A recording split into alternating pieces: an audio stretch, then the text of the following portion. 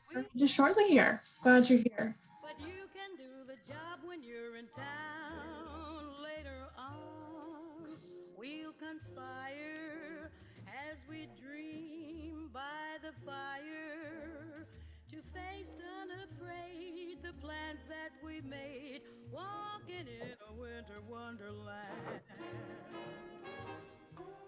Are you listening? Snow is glistening, a beautiful sight. We're happy tonight, walking in a winter wonderland.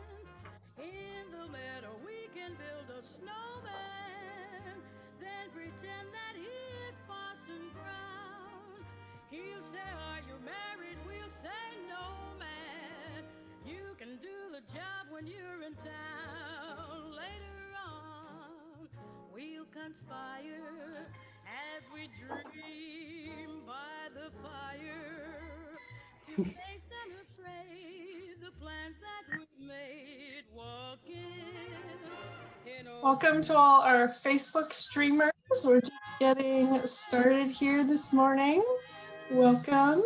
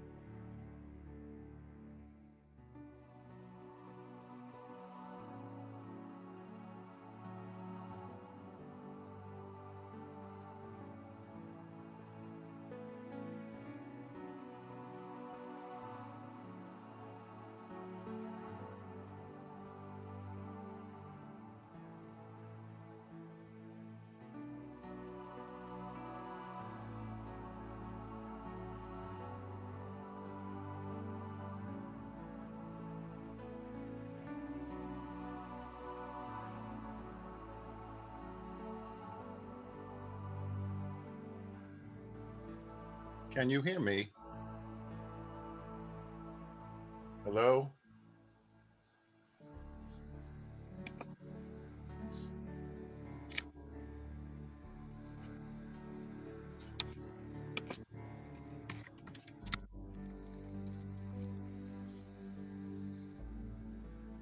Yes, we can hear you. I'm unmuting myself. I'm muting again. Thank you. Oh.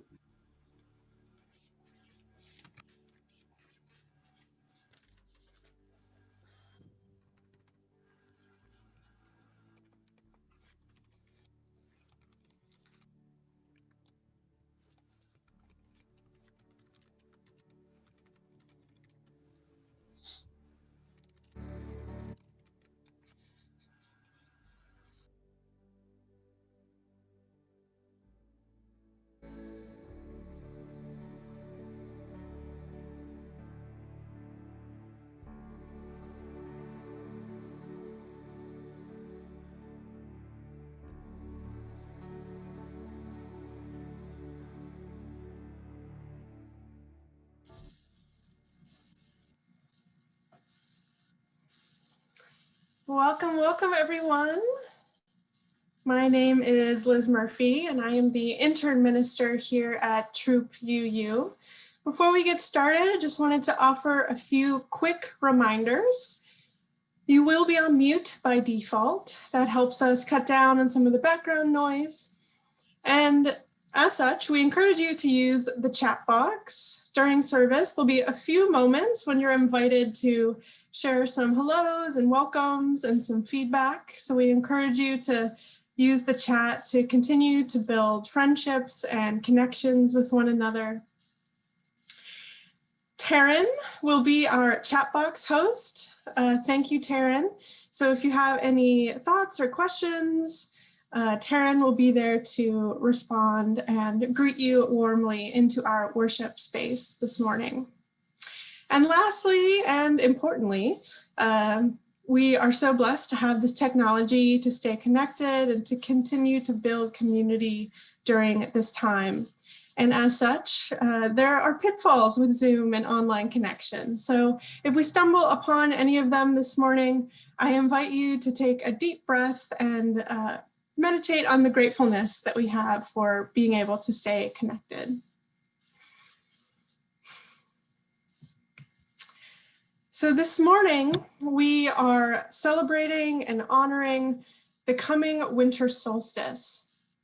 As our season of light continues, we consider the ways this time illuminates possibility and renewal for all of us.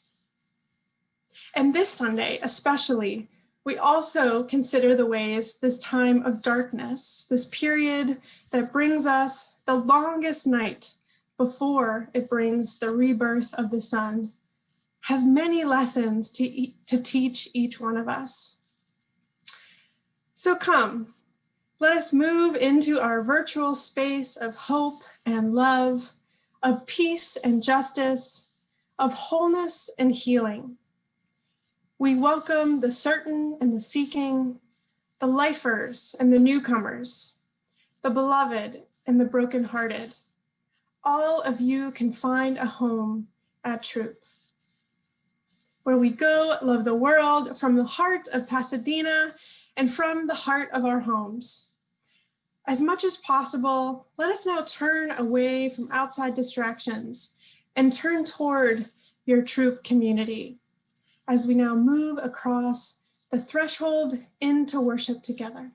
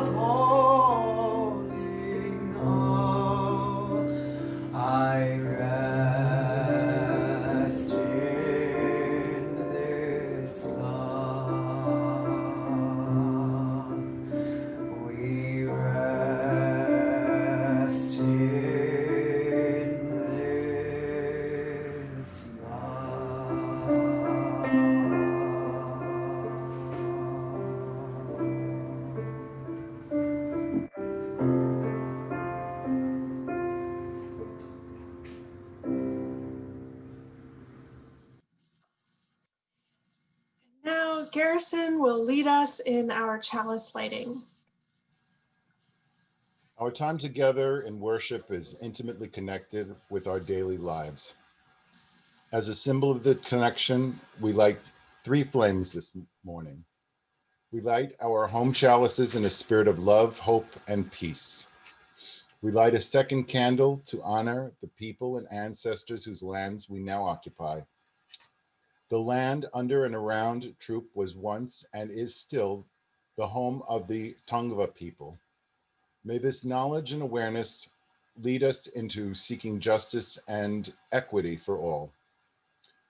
We light a third candle symbolizing our hopes and bearing witness to injustices in the world. We take a moment of silence, holding all of these in our hearts.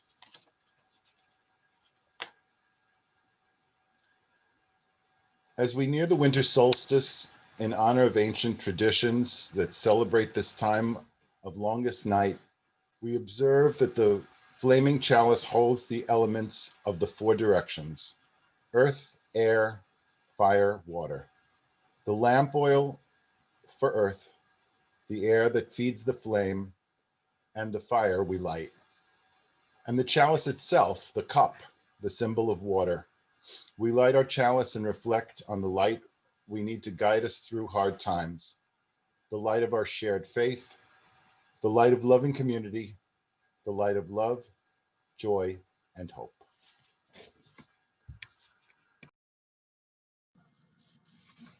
Amen. Thank you, Garrison.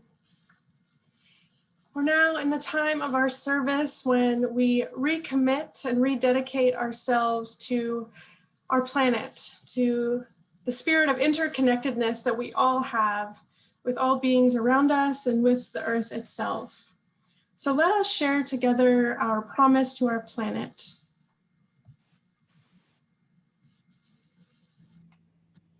I invite you to say the words aloud with me. As members of the family of living beings on earth, We are guided by the the universe's principles, respect the the interdependent web of coexistence, which we are a part. with with hearts full of love, eyes nurtured by beauty, and minds streamlined on ways to protect sacred and scarce resources. we promise to Promise nurture to the nurture the well-being well-being of of all life planet and itself. of itself. Listen, that was an especially good cacophony this morning. Thank you, everyone. I felt it. I felt it. And let's continue that spirit by joyfully welcoming one another in our chat box. Share your words of welcome and warmth and joy, whatever's on your heart this morning. And we will uplift some of those messages aloud as well.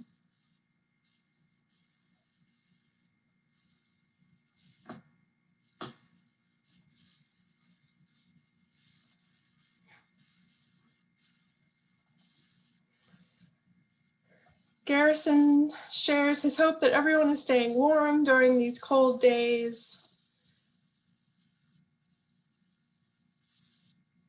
I see good day all. Denise says, good morning, everyone. I'm happy to be here and to see you all. Melanie says, good morning, one and all. It's so lovely to see you. Chris shares an important note that speaking of especially good cacophony, Throop Choir's online doors remain open after the 2-week break.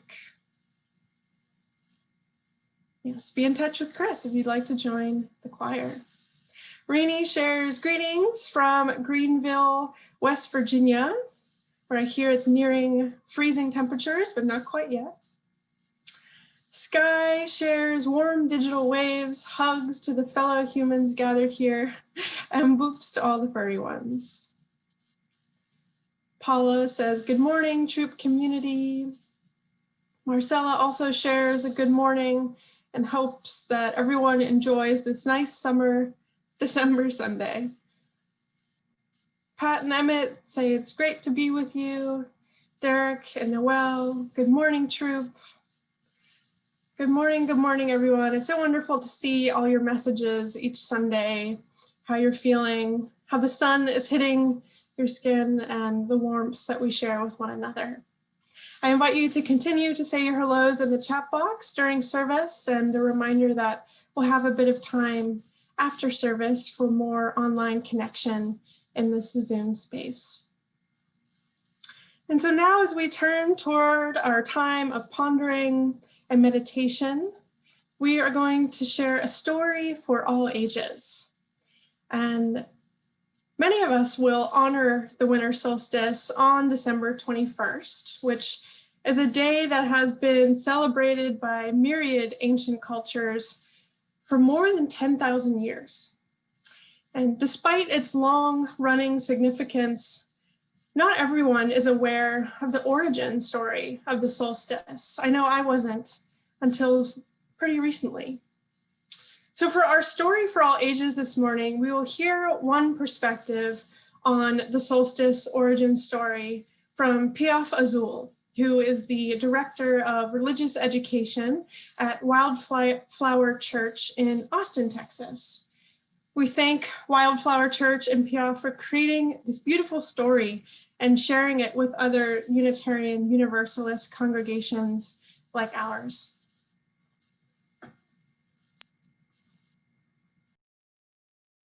I'm going to share a holiday story with you today, but it's not the holiday you might be thinking of. When I was a kid, people thought a lot of times that I celebrated Christmas, but actually in my family, we celebrated the winter solstice, the longest night of the year. So that's the day when we'd get together and sing and eat food, and my favorite part when I was a kid was the presents. But there weren't really solstice books or solstice movies, so my mom had to get creative. So this is a story that she wrote for me when I was very, very small. And now my daughter Nayeli has illustrated it to make this video, which is kind of cool. Hope you enjoy it. Long, long ago, when the sun and the moon were children, they had only one toy to play with. It was the earth. Because they both wanted it, they decided to take turns. When it was the sun's turn, the people and creatures on earth felt warm, the crops grew tall, and it was day. When it was the moon's turn, it grew quiet and dark on earth, and the people and creatures rested, and it was night. One day, the moon decided she didn't want to give the earth back to the sun because she was having so much fun. So she kept it for a few minutes longer before giving it back to the sun. The next night, she kept it for a few minutes longer than the last time. This continued until the nights were much longer than the days. The sun wanted his whole turn back, but he was very shy and not sure what he should do. On earth, the people began to grow worried. It was getting colder, and there wasn't enough sun for the crops to grow. Looking up at the cold night sky, they were scared, afraid that the night might just keep getting longer and longer until there was no day left at all. The people decided to make a giant bonfire to call the sun back to the earth. The youngest children gathered twigs and leaves. The older kids carried large branches, and the strongest grown-ups hoisted giant logs onto their shoulders. They piled all these things into a big pile and began the blaze.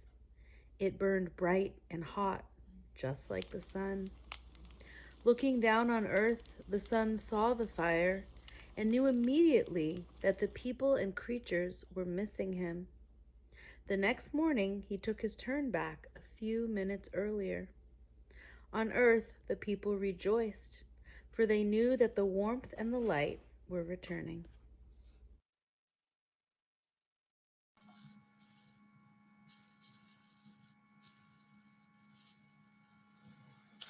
Just want to thank Wildflower Church again for sharing that with us, and to note the beauty that that video was 3 generations of Piaf Azul's family in creating it. Kind of a beautiful commemoration of the long-running history and generational quality of the winter solstice. And as we learned in our story this morning, the warmth and the light are returning indeed. And as we honor the special turning of our seasons, we uplift its beauty with a poem by our very own Kesa Footracer.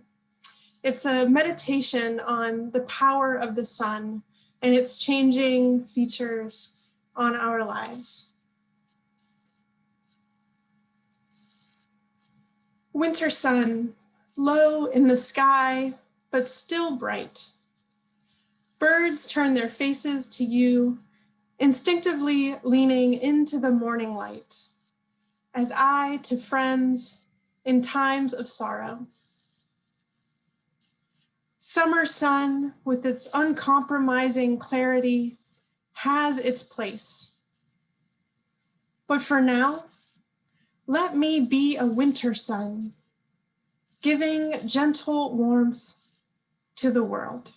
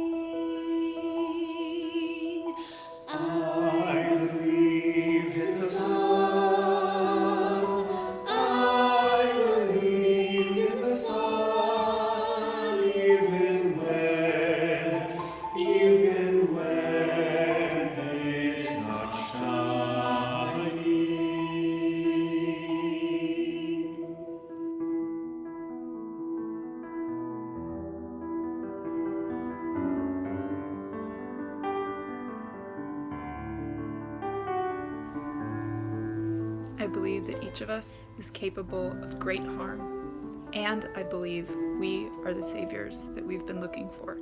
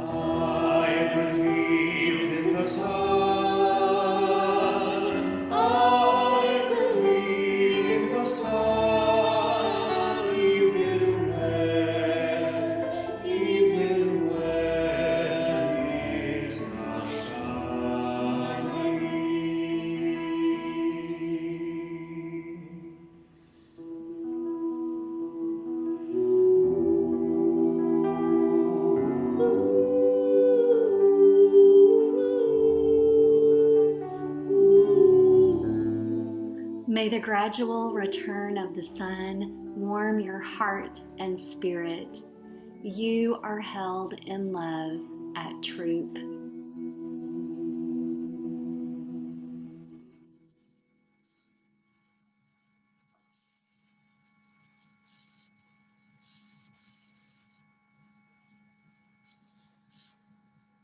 As we consider the many ways we believe even when, let us take a moment of stillness together to meditate and pray as a community. I invite you now to find a comfortable seat in your chair or on your couch. Let your muscles relax and slowly flutter your eyes to a close.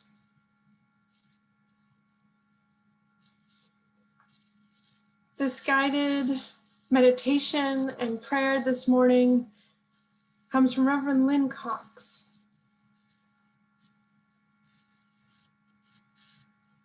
We pause as the path of the sun reverses, seemingly holding its place for a moment of turning. Let us delve into the gifts of darkness at the winter solstice. We follow curiosity and contemplation down into the cold earth, taking a journey to the world below the surface.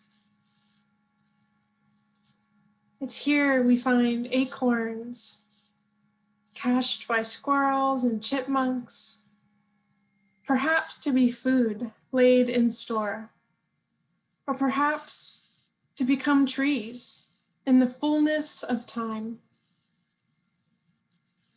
It's here we find the burrows of hibernating animals, those who sleep and repair. It's here that we find seeds, some that will not sprout unless they first wait through the chillier temperatures of this time. Life finds rest and renewal in the darkness.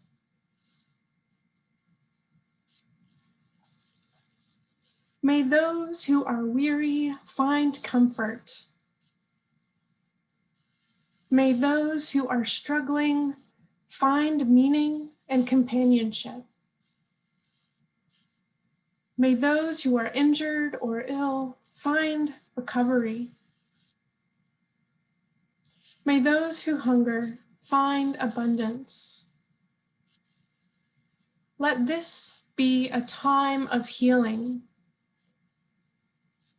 And may the dreams of the dark lead us to share these gifts with one another.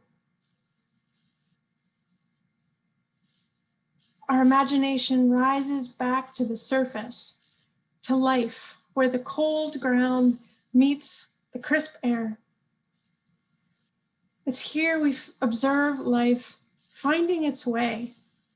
We observe animals eating seeds left on the ground, though the harvest is long past. We notice the flight of birds, natural movement that allows populations to find places where they can thrive. We observe the trees that appear to sleep and yet hold sap that will rise again before the spring arrives. We observe that not everything lives through the winter, and yet all that has lived returns to the earth and is transformed. Let this be a time of resilience. May the changing seasons bring new meaning and new insights. May creativity and persistence lead us to find resources for all to share. May those who migrate find safety, and may there be good news in the wind. May transformation lead us onward. We lift now our imagination to the sky, to the returning sun, and to the brilliant winter night. Shifting hours of light and darkness remind us that change is part of the rhythm of the universe, and so trouble does not last.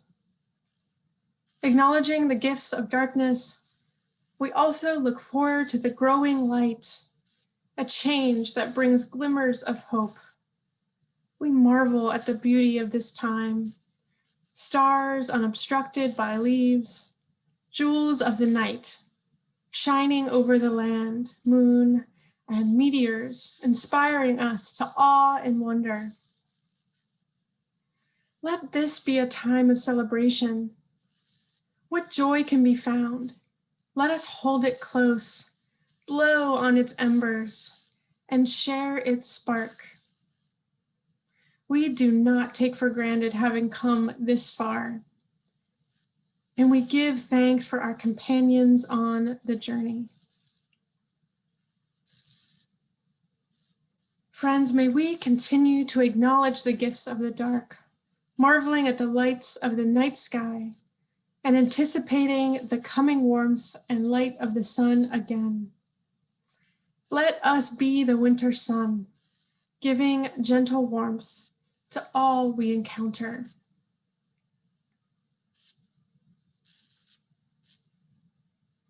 Let us take one more deep breath in and out together.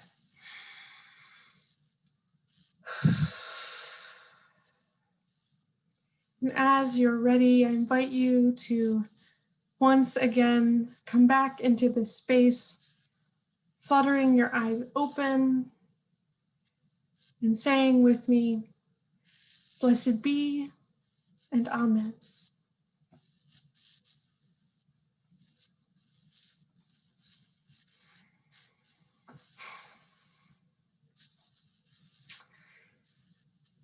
Has anyone here ever seen a moonflower blossom? I know that I would like to someday, but I have not yet. The moonflower is one of the common names for the tropical white morning glory, which, as you might have guessed, comes from tropical regions of North and South America. Depending on your location, they can be quite rare to see and can be difficult to grow and cultivate.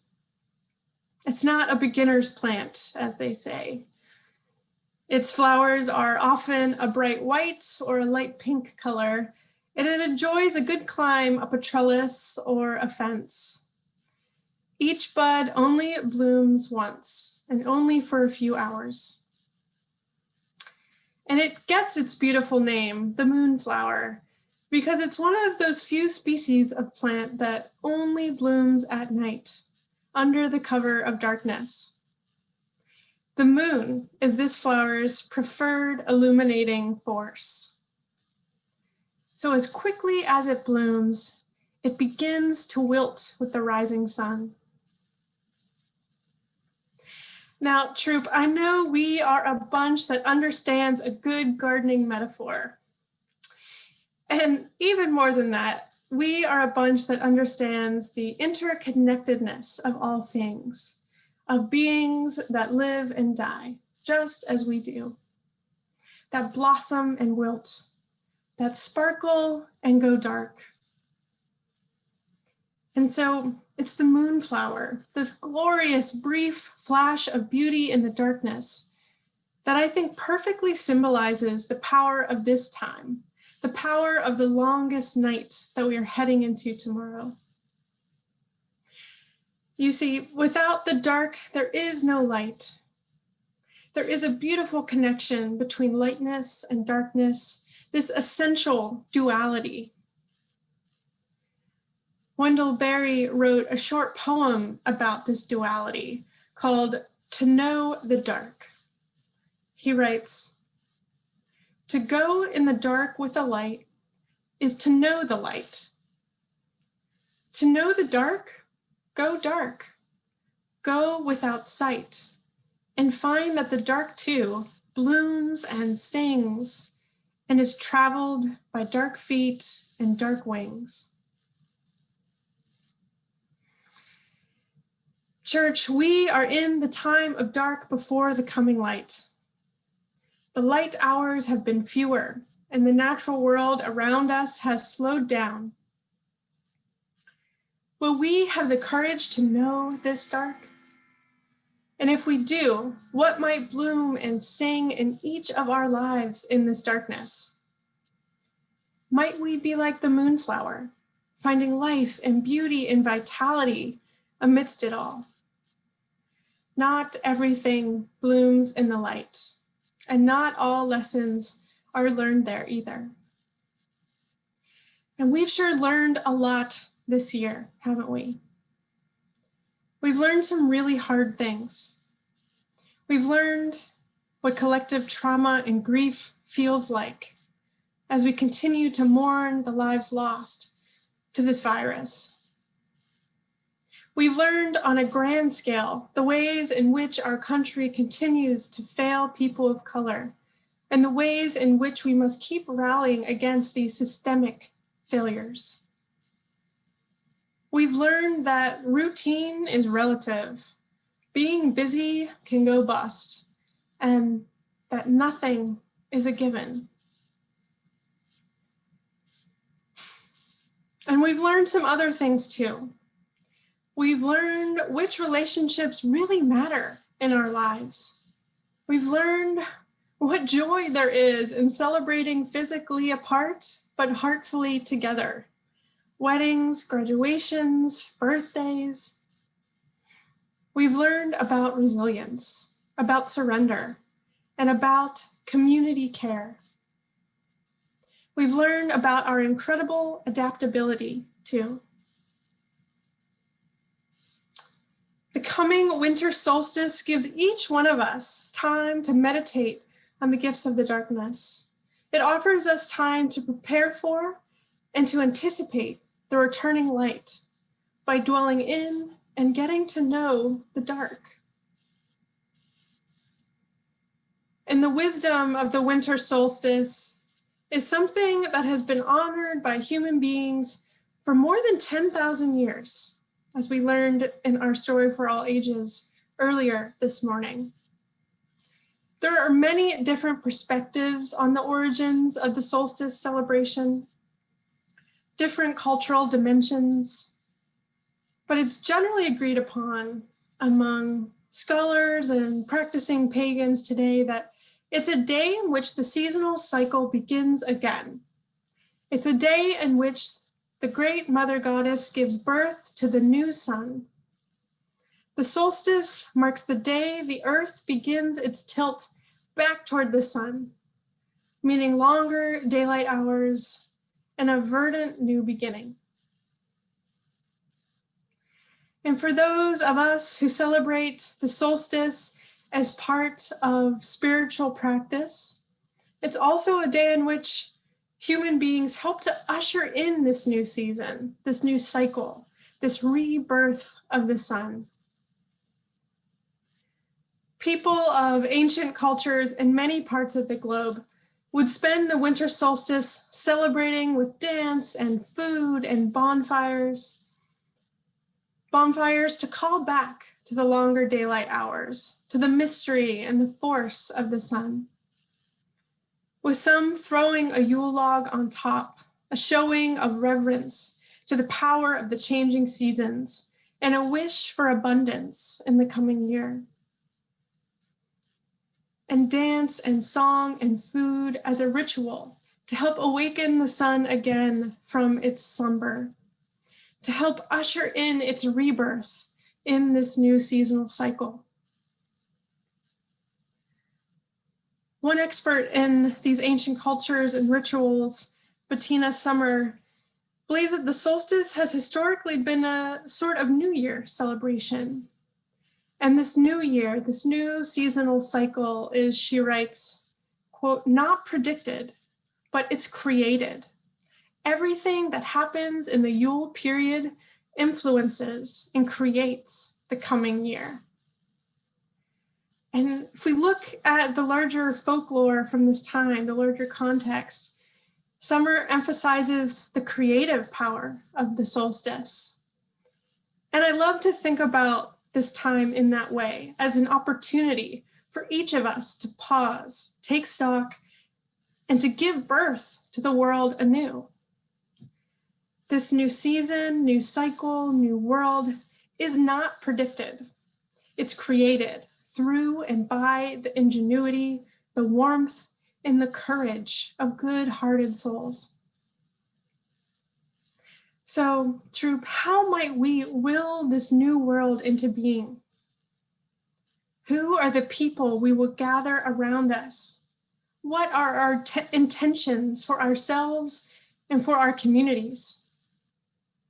What are the principles and convictions that will guide our lives for the year ahead? What will we bring with us? What will we leave behind?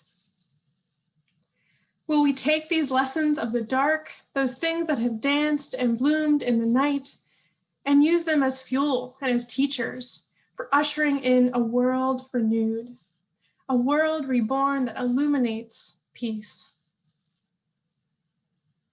So let us dance to usher in joy. Let us sing to usher in bold and harmonious voices for justice and wholeness. Let us eat to usher in nourishment and abundance. Let us bloom in the moonlight to usher in mystery and to appreciate and honor our many differences. Let us bloom in the glorious sunlight too, to usher in more beauty and more growth and more life.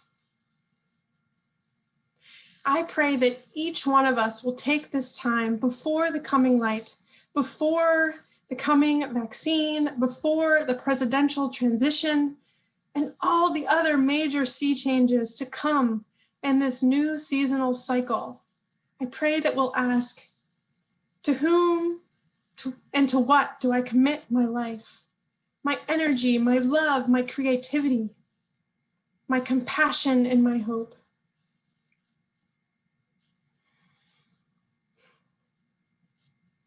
I wish all of you a creative and generative solstice season, and I pray that we may embody the winter sun, giving gentle warmth to the world. I pray that we may channel our collective spirit of imagination to usher in the world anew, a world that illuminates peace. May it be so. Blessed be, and amen.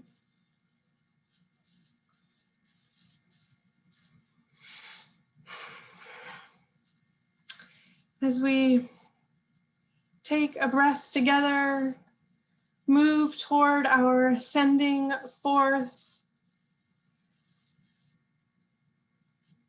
let us usher that joy in now with some song, singing loudly and joyously together. This hymn is a solstice classic and a favorite around this time of year. The lyrics will be on your screen, and if you do have your hymnal handy, please open it to number 235. Deck the Halls, number 235.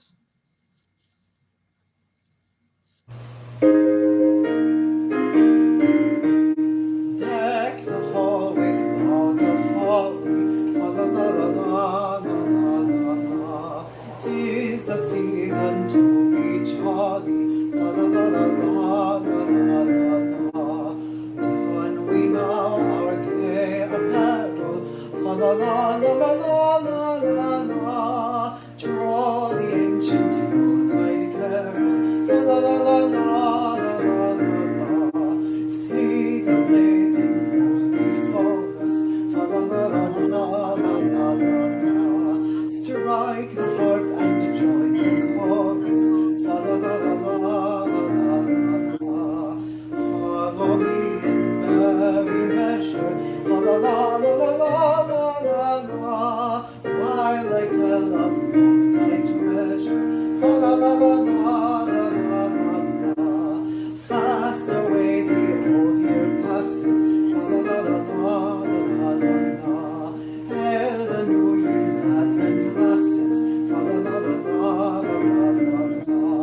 Sing we joyous all together, fa la la la la la la la la. Heedless of the wind and weather, fa la la la la la la la la.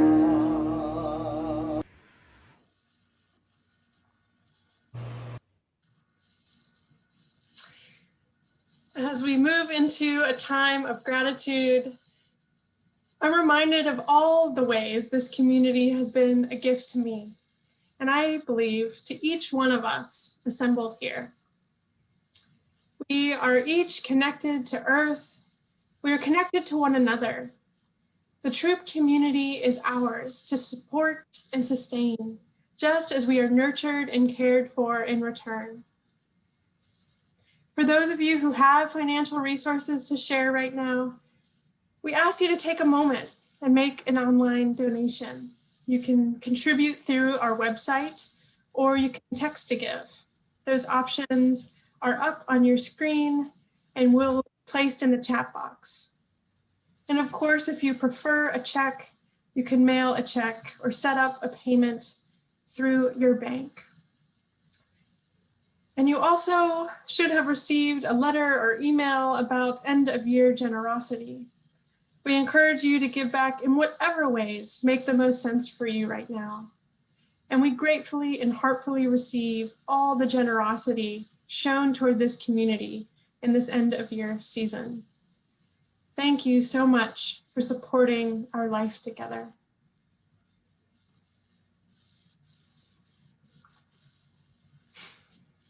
And as we move to giving thanks for this offering, for the spiritual practice of generosity, of giving and receiving, we also want to extend our gratitude to this morning's worship staff and volunteers. Taryn as the chat box greeter, Garrison for lighting our chalice, Kesa for sharing her beautiful words about the gentle winter sun with us, Sky, Maggie, and George for sharing in our luminary blessing video, Matthew, as always, for the flawless work behind the scenes, and Chris for the joyous and uplifting music. And for all those names, spoken and unspoken, who played a role in service this morning.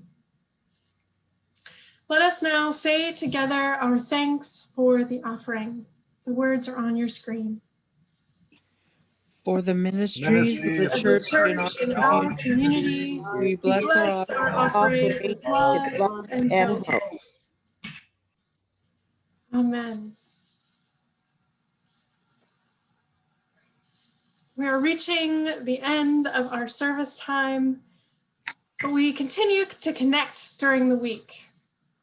There are several links that will be dropped in the chat box with our small group connections that happen during the week, ways to stay involved in our communities and blossoming more communities of justice and hope. And if you're visiting with us this morning, we also have a form to fill out so we can stay connected with you. We'd love to get to know you a little better. And I also note that Our Christmas Eve candlelight service will be fully recorded this year, and it will be available starting December 22nd. It'll be on our website's homepage, and you'll also receive an email with a link to it on the 22nd. We recorded much of the service in the sanctuary, so we hope that you and your loved ones enjoy coming into the pews again, even if from home. I invite you to watch it with your families and loved ones at a time that works best for you during the Christmas holiday.